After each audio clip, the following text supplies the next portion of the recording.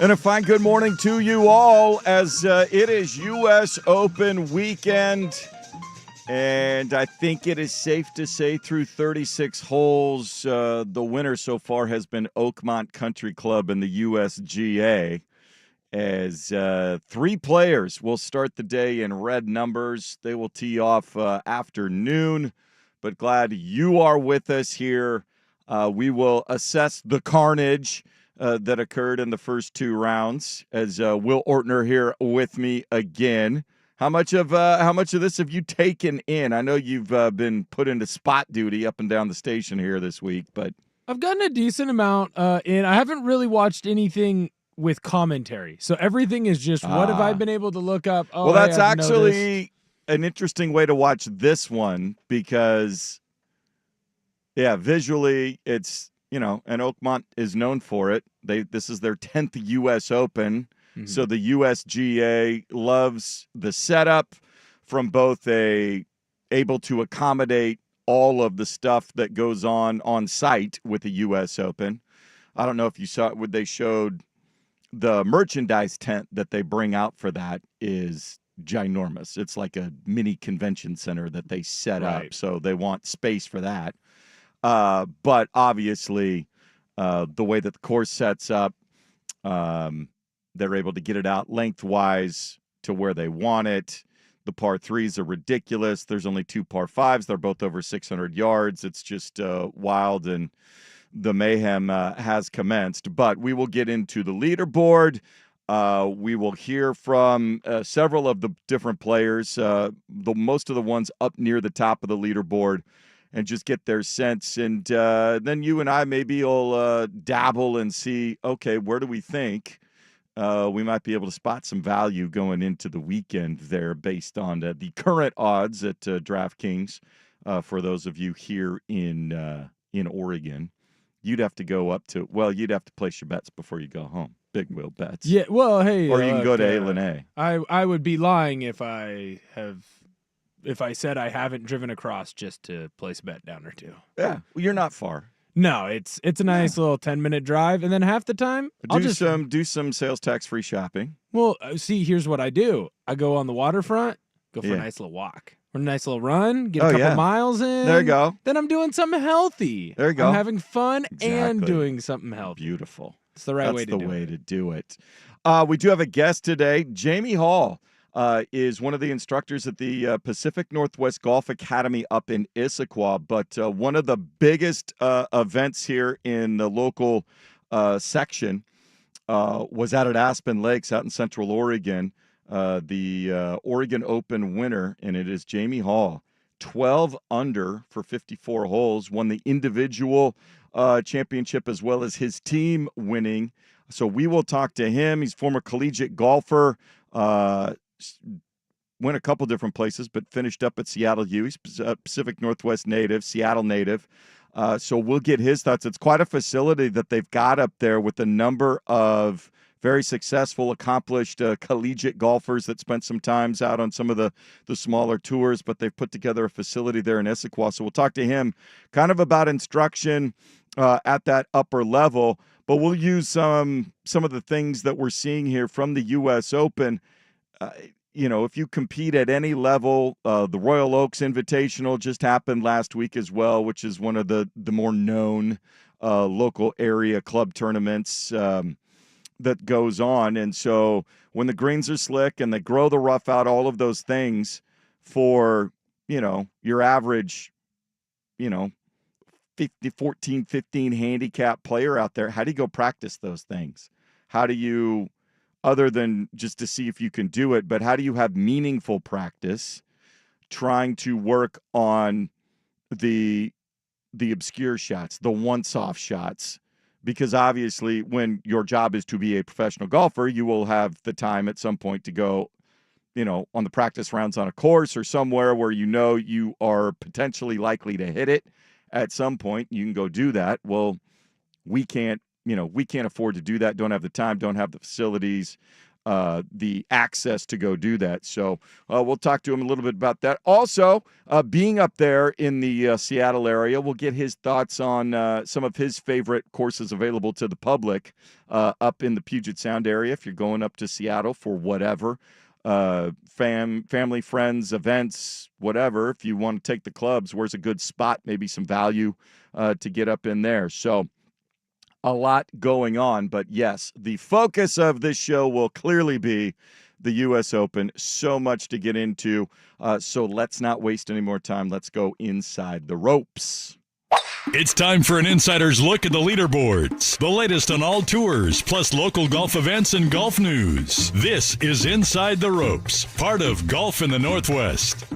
All right, the LPGA Tour is in action this week. They are up at Blythefield Country Club in Belmont, Michigan, one of their long-standing events, the Meyer LPGA Classic for Simply Give. Four-way tie for the lead. Nice leaderboard. H.G. Choi of Korea tied with Carlotta Saganda, Celine Boutier, and newcomer Karis Davidson from Australia. They are all 8 under par. A logjam at 7 under includes Lexi Thompson, Bronte Law, Nana Kurtz-Madsen, Minji Lee. So a very, very nice leaderboard there. Lexi Thompson playing as a former champion, so able to be in this one as long as she wants to be. And I think you might see her do this now that she has retired from full-time playing on the tour. But she'll have a few favorite events, either sponsors that have been supportive of her throughout career, past tournaments that she's won.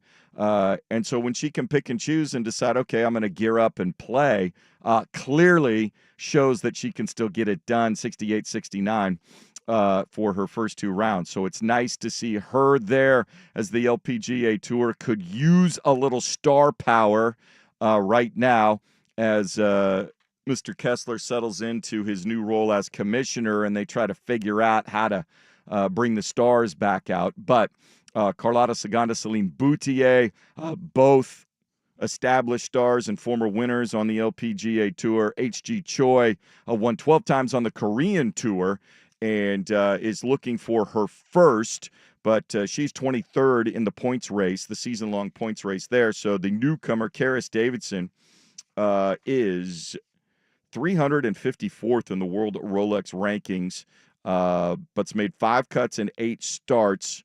Joined the tour back in 2022, trying to look for her first victory there. So you'll get coverage on Golf Channel later this afternoon. And congratulations to last week's winner, Jennifer Kupcho.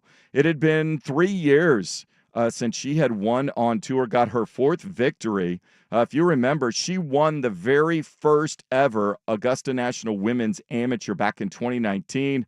She was the NCAA champion at Wake Forest, wire to wire in 2018, and so much was thought that she would come out and be one of those American stars. She's been on several Solheim Cup teams, but really wondering where her game had gone, if she was going to be able to compete at the highest levels again. And so I think a lot of relief there for her to get a big victory. Birdied 3 of the last 5 holes to kind of come a little bit back in the pack and take that in. So much needed, and getting her game in shape for the Solheim Cup that they will compete again in 2026. So she was a member of the 23 and 24 teams, and when she gets her game going, certainly one that can get hot and get on a roll. All right, let's get to the leaderboard at Oakmont. Sam Burns, an amazing 5 under 65, tied for the third lowest 18-hole round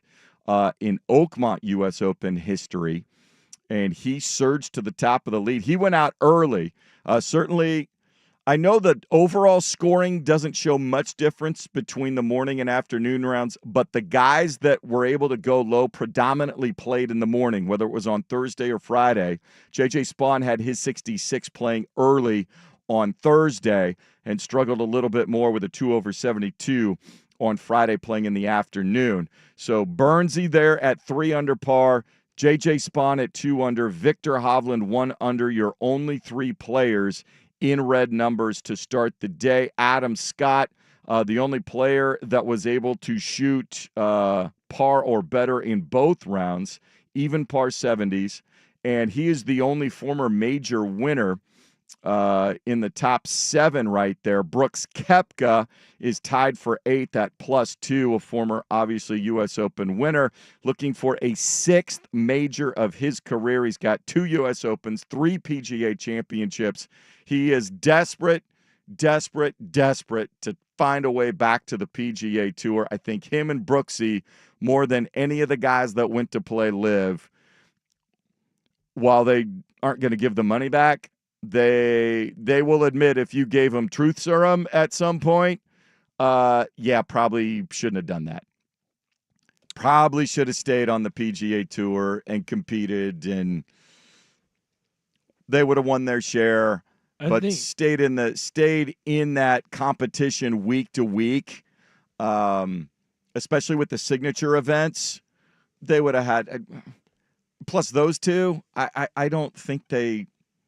The difference between making, if they made $20 million in a season or get a big payday here, plus their sponsor stuff versus the 300 or whatever they got to go play on the LIV Tour, those two don't strike me as it doesn't affect their lives all that much. I think with Bryson too, like they've asked him like, "Hey, your contract's up," and he goes, "Yeah, we'll have to negotiate and we'll see what we're gonna do." And it's like, dude, just you went with the money, it's fine, but it's probably the wrong move. I mean, they're not going to give it back, but I think in retrospect, I think they thought LIV was going to be something way more than it actually was, so there's disappointment there, and they would probably admit, I took a risk and it didn't pay off, I think is how they would phrase it.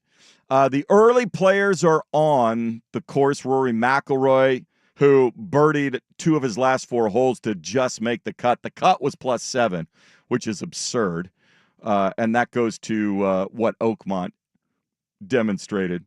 So he's on the course right now with a couple of pars. And this will be the amazing thing, and it's curious to watch. Matthew Fitzpatrick is 1 under. He is the only player on the course here early that is in red numbers. He is through 7 holes. Everybody else, even or worse, that has started this morning. Harris English is +4 through 6. Hideki Matsuyama +3 through 6. So if that's any indication, is it a matter of who can avoid the most disaster and damage and maybe let other people slide by them going down, which is why I would keep an eye on Brooks Koepka. He managed to save it. He could have gone way south. He shot a 74 yesterday after a 268 to start, but he kept it there. Same thing with Adam Scott at an even par 70. They are strong enough to handle the length, strong enough to get themselves out of that ridiculous 5 1/4 inch rough, and smart enough to understand, okay, if I just pitch it back and play for a bogey, maybe I make a long putt and save par rather than bringing double, triple, or worse into play. And that's something that, for whatever reason, Rory still hasn't been able to bring himself, wrap it around to do. As for Sam Burns, he's simply on fire right now. He shot that 62 in the final round at the Canadian before this, lost in a playoff, but he was hot coming in. And we'll hear from him. Some of the other leaders, Victor Hovland, they're at 1 under, still looking for his first major. This could be it. Seems to have a great attitude. And that's something, as you start to look at all of these players up there, there is a common, I don't know, out of the top 10, there seems to be, of the players that we know, a common personality trait that we see viscerally that lends themselves to being able to survive what Oakmont has provided. So let's get into it. Let's hear from them. Thoughts from Will and I on what we've seen, what this course is all about, as it is U.S. Open Week. We'll talk to Jamie Hall from the Pacific Northwest Golf Academy coming up at 8:30. It's Golf in the Northwest on 1080 The Fan.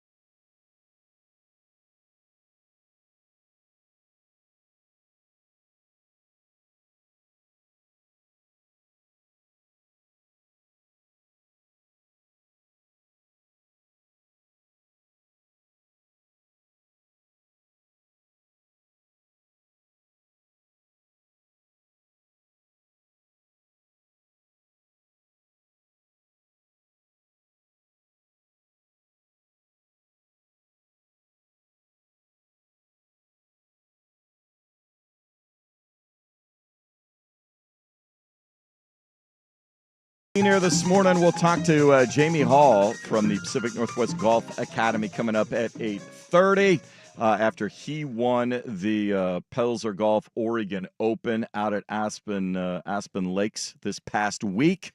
We'll talk about that, some of their instruction tips, his days as a competitive player, both collegiately and some time on some of the smaller tours.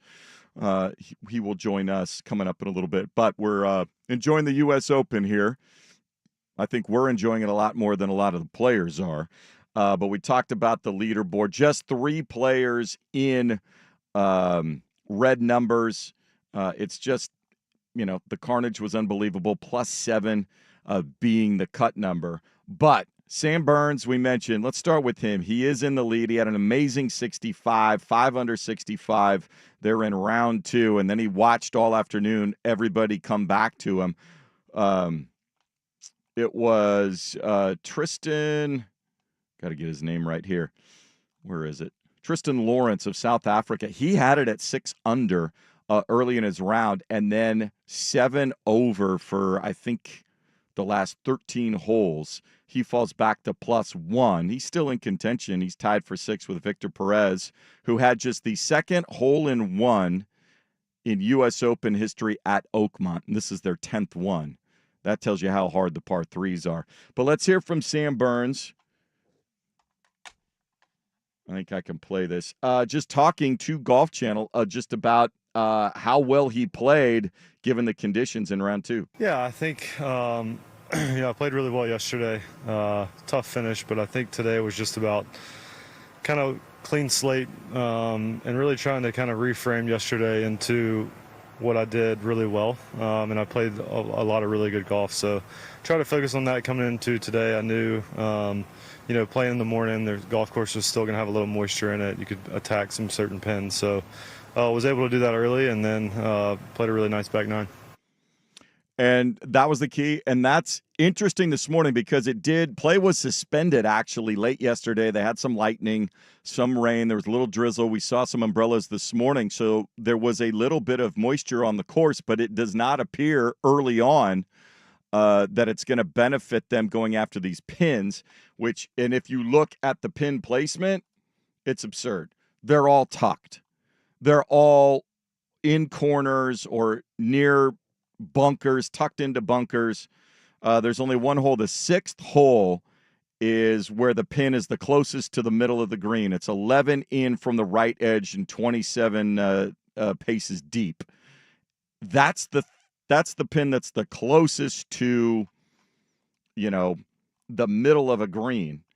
And the sixth hole being the par 3, 200-yard par 3. So we'll see there. But if they're going to get a chance to go for it and somebody's going to make a move, it's going to be interesting to see who it is. Your first-round leader, J.J. Spaun, was the only bogey-free player in round one. Couldn't follow it up, but he kept himself in contention with a 2 over 72. So he is 2 under, but he talked about his ability to go out in that first round and put up a number. I kind of came out here with, no prior history at Oakmont, not really knowing what to expect, even U.S. Open-wise. I mean, this is only my second one, and I don't know if that freed me up in any aspect, but I just tried to kind of take what the course gave me. I hit a lot of good shots and try to capitalize on any birdie opportunities, which, aren't very many out here. But I scrambled really well, too, which is a huge component to playing well at a U.S. Open, let alone shoot a bogey-free round. And, I'm just overly pleased with how I started the tournament. Yeah, and he's doing what everybody has said you got to do, which is hit fairways to give yourself a chance to get to the green and have a chance to two-putt and get out of there. Spaun is tied for fifth in fairways hit, 19 of 28. Colin Morikawa, he's tied with Colin Morikawa. And then you combine that with greens and regulation. Now, that's the amazing part. Rory McIlroy is up there. His problem is putting, quite frankly. But he is ninth in greens and regulation at 28 for 39. He's on the course this morning. Victor Hovland, this is why you need to keep an eye on him and Adam Scott. They are both 75% greens in regulation. And the more chances you give yourself to make pars, that's what you got to get comfortable with. Par is a good score. You can't always go and get after it in that way. For Victor Hovland, he's talking about how different, especially on the East Coast, you don't see a lot of Poa annua greens. We're very familiar with it in the Northwest, but when they're over there in the East, they don't see it, certainly don't see it playing a lot in Texas and Florida. But playing these Poa annua greens, Victor Hovland talked about how difficult that makes these courses. Yeah, I mean, we don't play a whole lot of Poa annua greens, and it's just amazing how many holes or how many greens you can have that are sloped front to back. And usually that's a pet peeve of mine. I almost automatically think it's a bad hole if it's sloped front to back, but somehow they make it work here. I think it's a fun challenge. It's a fun test. But it's just super dicey because you obviously want to be below the hole, but on holes like number one, it's kind of hard to do, especially with today's pin. So it's just a lot of strategy. You have to be super precise on your distance control and obviously speed. Yeah, just your lag putting is just the importance of lag putting goes up significantly compared to other weeks. And that's been the key. And where these pins are placed, how the slopes work. And you've seen guys, we've seen Rory, Scotty Scheffler. I think the biggest issue is combined with that thick rough, how many times we've seen guys just absolutely duff little chips because they know they can't just blast it out of there. They're not going to get any spin coming out of that rough, and so they can't fly it. And then based on where they are, if they're on the wrong side of the greens, they're trying to be so delicate and whiff. And while we as amateur duffers are used to that feeling, it throws them off completely. Let's talk to Scotty Scheffler, who did that a few times, and he just gave his thoughts on what Oakmont is presenting to them this week. I mean, it's one of those places, there's not a ton of strategy, I would say. It's just you step up there on a tee box, you be like, what club can I get into this fairway? And then you try and hit that club in the fairway. And if you don't, it's like, all right, how am I going to get out of this rough and get the ball back into the fairway so I can have a shot at the green? It's not like an overly strategic golf course where you know there's a lot of club options off the tee and stuff like that. It's just a golf course where you step on the tee box, you look at that fairway, and you're like, all right, get the ball in that thing.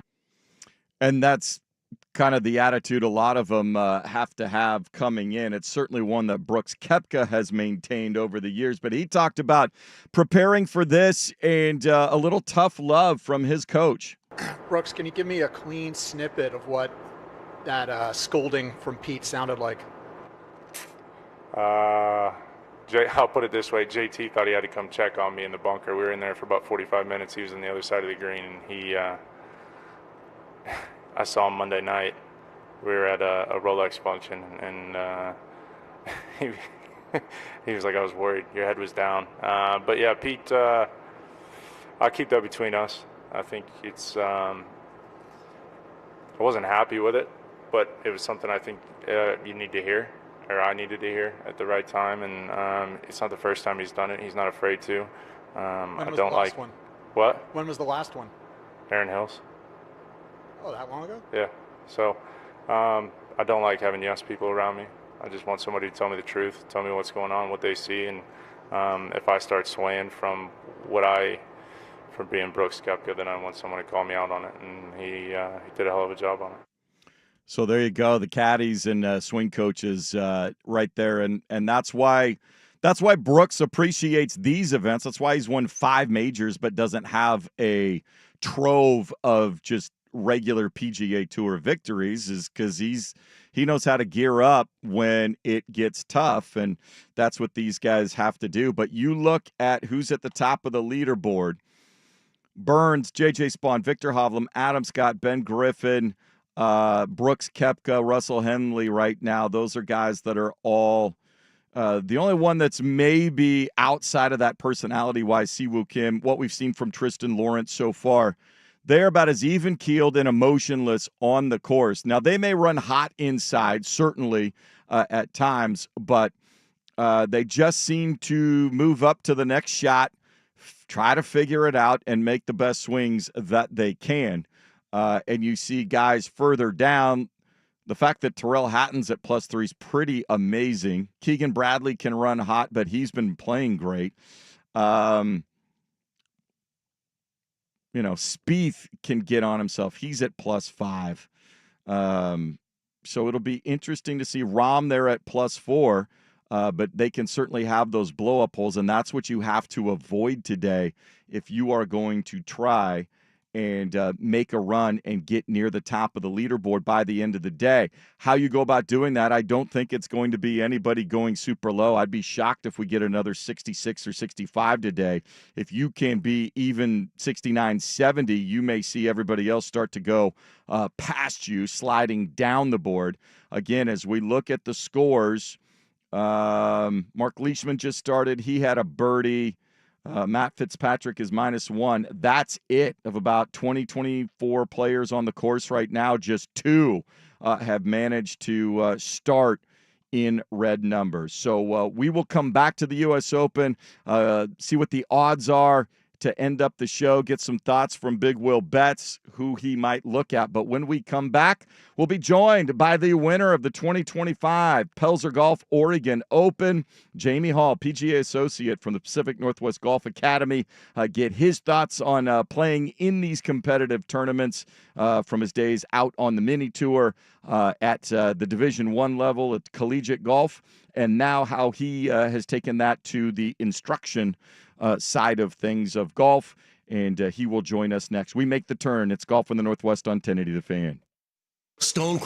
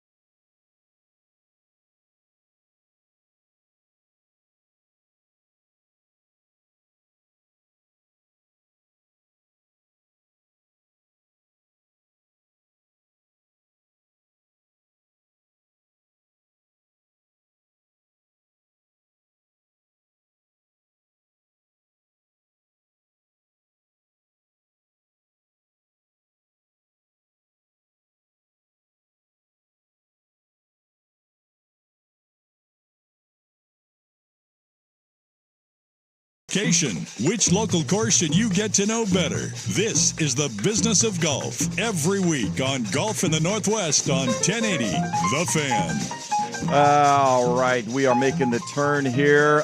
Center and Saint following us.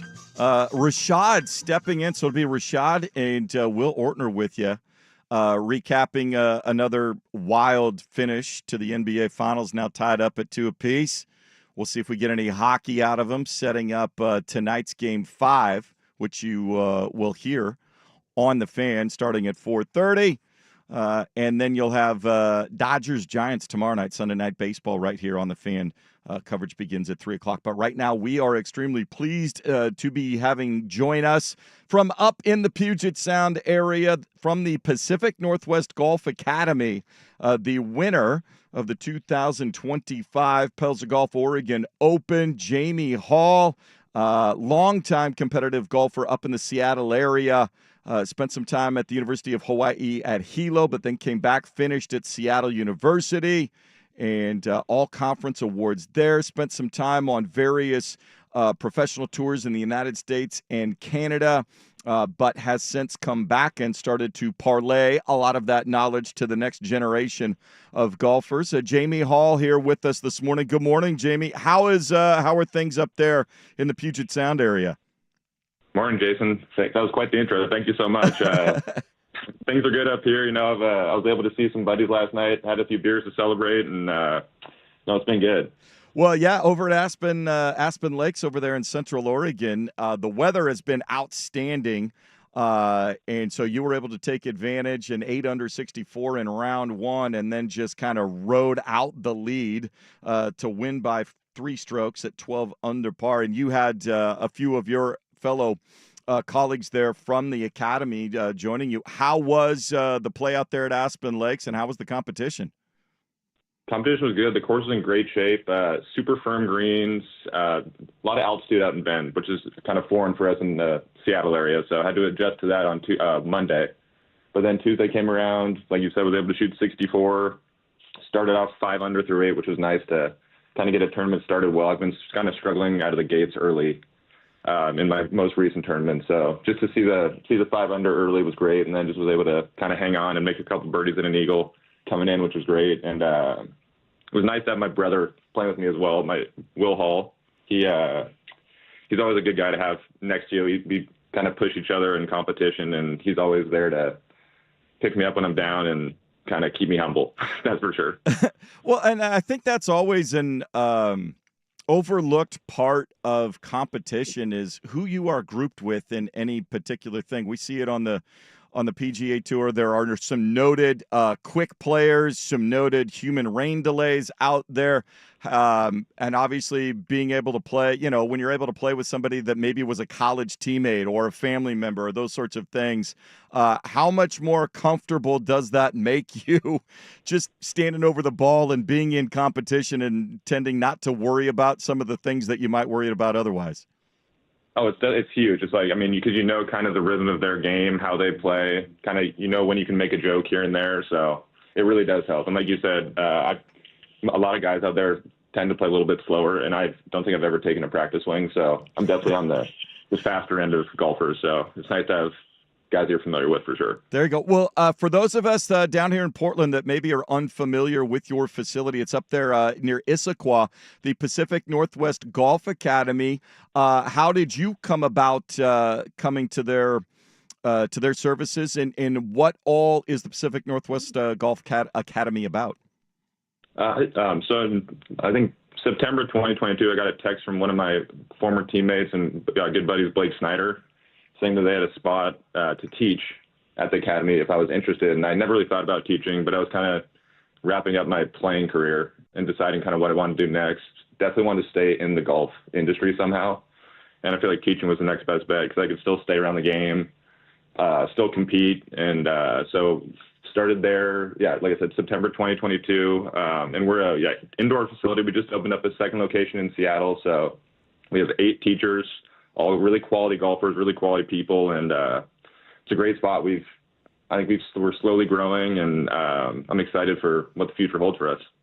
Well, yeah, and you talk about your competitive days, obviously high school there at Seattle Prep, and then how much fun was it to play golf in Hawaii for a few years at It was all, Hawaii yeah. before coming back to Seattle U and finishing up. And I'm always curious, you tried to go out, get on some of the mini tours in U.S. and Canada, and everybody's got that dream, man, if I could get a PGA Tour card. What's the breaking point to determining, okay, this may not get to where I want to get it to, but not letting the game break you to the point where you don't want anything to do with it? Yeah. Well, first of all, UH Sheila was awesome. It was I was looking for schools out of high school, and I was just tired of being in cold weather. I'm a warm weather guy, and I took a visit out there. Yeah, absolutely, as we all do. And Coach Earl, to me, one of the greatest human beings I've ever met in my life. He kind of took me under his wing for 2 years and was able to kind of shape me as a golfer, and I feel like I owe him a lot. Haven't talked to him in a while, but I'd love to reach out one of these days. And then as for playing, I would say the biggest difference, honestly, the separator is just playing well in the bigger tournaments. Like all the major events, I was able to win a couple, but when it came down to the Q schools and Monday qualifiers, I was always just 1 or 2 strokes short. And it's just making a putt here and there, maybe not making a mental mistake, not letting your mind lapse. That's the biggest thing. So you're out there for 5.5, 6 hours, and as you know, 1 stroke, 2 strokes can be the difference in making it or missing it. So it's just just a little intangibles. Well, and we're watching that now. I'm sure there's a TV with U.S. Open coverage on in any golf facility, golf course, all over the place. So as it goes then to instruction, and you are looking, and obviously with the backgrounds that the teachers have there, reading some of the bios of your fellow colleagues, all competitive golfers at high levels. If you're having, the next generation junior golfers or younger golfers come in wanting to compete at those levels, how do you teach those things? There's all sorts of mechanics, and we've got, the simulators and the amount of information and data that now we can retrieve instantaneously about golf swings to help kind of shape how to put a swing together is right there. But that mental side of it, to continue to grind over the putt that might save bogey and avoid double bogey and keep you in a tournament or making a cut. How do you coach that? That's a good question. It's honestly, like, as you know, today's pretty data driven. There's not a lot of feel in the game anymore, which is kind of a bummer. I definitely play with a little more feel than others. So when I'm coaching my juniors, I like to tell them just get out and go play. Honestly, like I'll teach mechanics here and there. But for the most part, it's just making sure that they know how to score. That's the biggest thing. You can't really replicate pressure when you're on the course. No question. Chatting here with Jamie Hall, PGA Associate for the Pacific Northwest Golf Academy, winner of last week's, or I guess it was earlier this week, the Pelzer Golf Oregon Open out there at Aspen Lakes.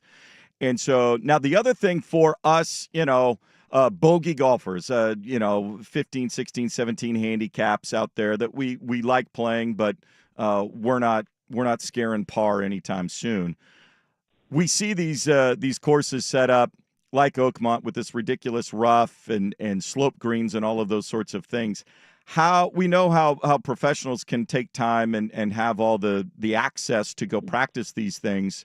How do us bogey golfers, our high handicaps, how do we go and work on this and work on it effectively? I mean, we can throw golf balls down in 3-inch rough and try to hack them out of there, but we don't necessarily know what we're doing. Yeah. In terms of like on-course stuff, the biggest thing I would say is just course management, right? That you can control at least where you're trying to hit the ball. It always won't go where you want it to. But like Scotty always talks about hitting it to the fat side of the green or missing on the side that has the most amount of green to work with, right? So it's just kind of knowing where your misses are, where you can miss it, where you can't miss it, and just kind of playing to maybe away from flags as opposed to going at them. And then in terms of practicing, I would say, I guess it's hard to I don't know. That's a tough one. Yeah, no, and it is tough, and that's why. And obviously, you guys have an indoor facility, but I know you have a partnership with a course nearby. For people up in that area that are interested, that you can go work on things like those on-course management things, bunker play, where you get the slopes. in greens, that sort of thing. How far? I know you work a lot with simulators, and that technology development continues to go.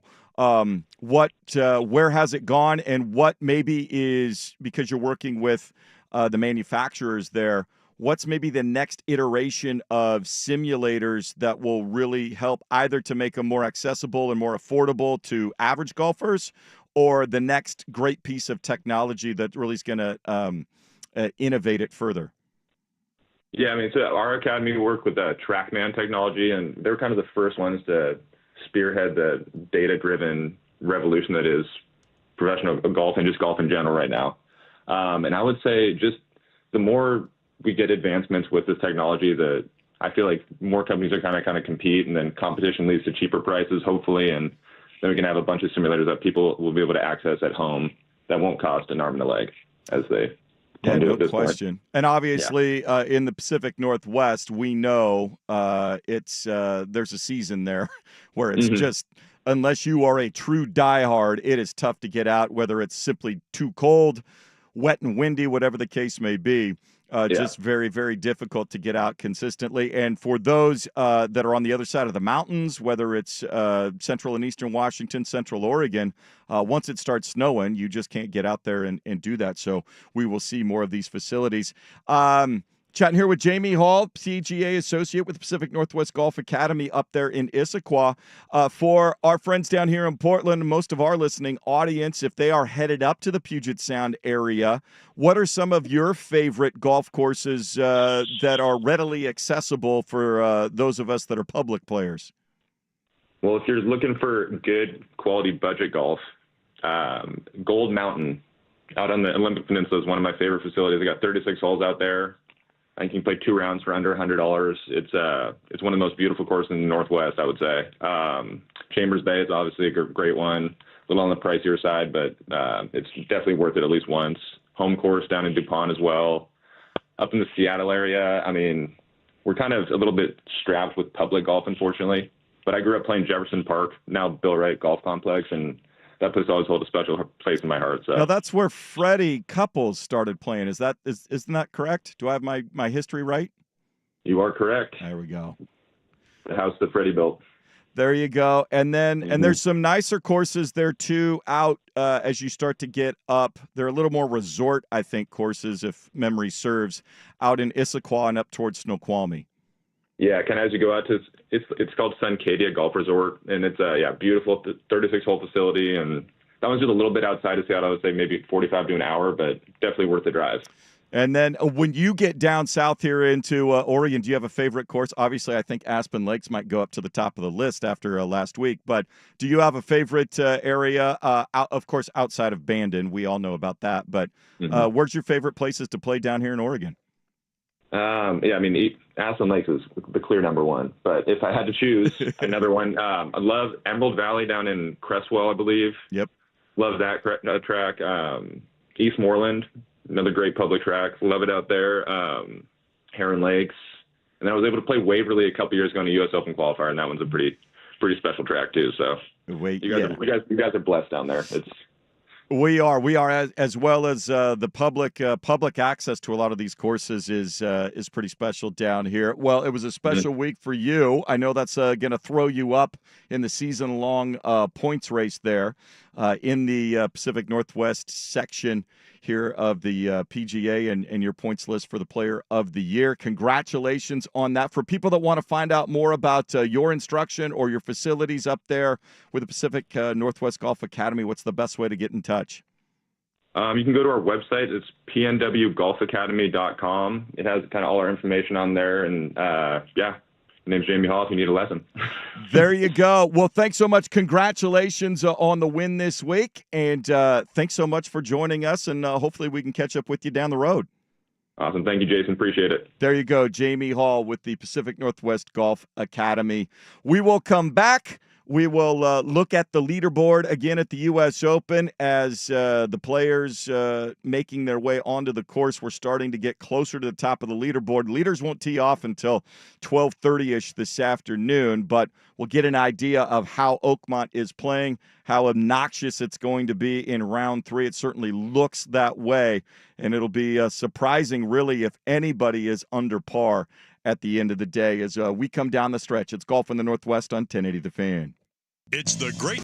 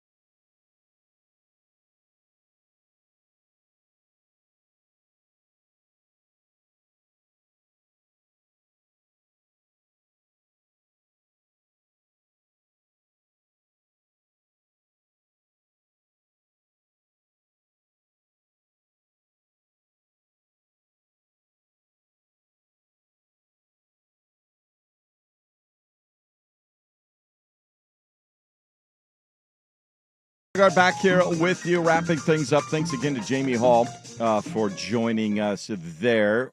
Next week, it'll be interesting. I will be out at Elk Ridge playing in their summer solstice tournament. And so we're going to set some things up, have some interviews for you out there. Will be here. We will have a show, and I will probably be phoning in if I can get service from the golf cart out there. But Ortner will be here. He'll run you through all of the leaderboards, but we will get to the show for you. We'll have something for you next week. It'll be a little interesting. Hope you enjoy it. As we look at the U.S. Open leaderboard here, leaders teeing off after noon. 12:02, it'll be Russell Henley and Tristan Lawrence. 11:51, it'll be Siwoo Kim and Brooks Koepka. And then you've got Victor Perez and Ben Griffin. Adam Scott and Victor Hovland will pair together. That will be a very comfortable pairing, and I would look for the third-round leader possibly to be one of those two. And then Sam Burns and J.J. Spaun in the final group, 12:35. Burns at 3 under par, J.J. Spaun at 2 under. That will probably be a pretty quiet group. I think Scott and Hovland might have a little chatter with them. But everybody will be focused as it's going to be a bear. Looking at this with just 3 players in red numbers after 36 holes. It's tied with the Olympic Club back in 2012. Webb Simpson, the winner there. Oakmont in 2007, in the last 35 years, was the only U.S. Open that did not have anybody under par through 36 holes. And Shinnecock Hills in 2018, just 1 player. So it's one of the toughest setups we've seen.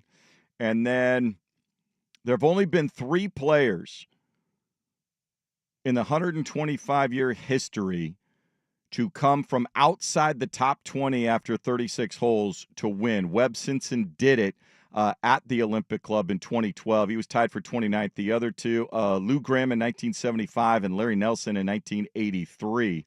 And so if you are looking for an eventual champion to hoist that trophy on Sunday, you're only going down to everybody that's +3 or better.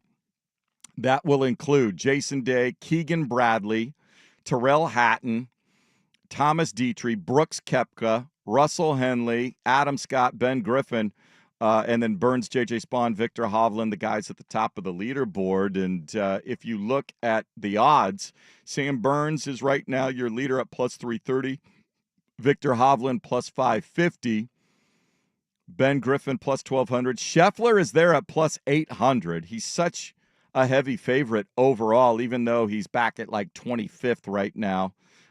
He is at plus 4, tied for 23rd. He'll tee off at 10 o'clock with Cameron Young. Morikawa, Rahm are plus 4. I don't know if somebody can come from that deep. We will see what happens. Mark Leishman on the course. He's 2 under through 3. He's at plus 4. He and Corey Connors and Matt Fitzpatrick, the only players in red numbers here early. And some guys are quickly going the other way. Cam Davis and Harris English plus 7 so far, making the turn. Hideki Matsuyama at plus 5. And so if you're looking to pick a winner there, let's see if we can get Big Will Betts hopping on here. How are you assessing how this is going to come down? Because it's looking to be carnage even more than the first 2 days here early in day 3.